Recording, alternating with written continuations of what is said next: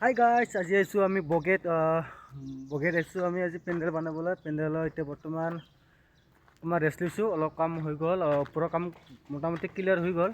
এতিয়া আমাৰ তলত আছে ফিনিচিং দিবৰ কাৰণে, আৰু অলপ কাম আছে আমাৰ সেইখিনি বেমপাট্টি নে কি বুলি কয়, তেওঁলোকৰ কাৰণে তাৰমানে এতিয়া এখন বনাব লগা আছে।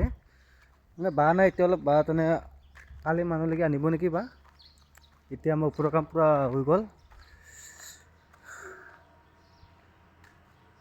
গেটটো বনাব থাকি গ'ল, গেটটো কালি পৰহি মানে বনাব, আজি নবনাই চাগে। আজি কিমান পাৰোঁ পিছপিনে ৰখাখনৰ কাম আছে, আজি কৰি লওঁ, চাই থাকক।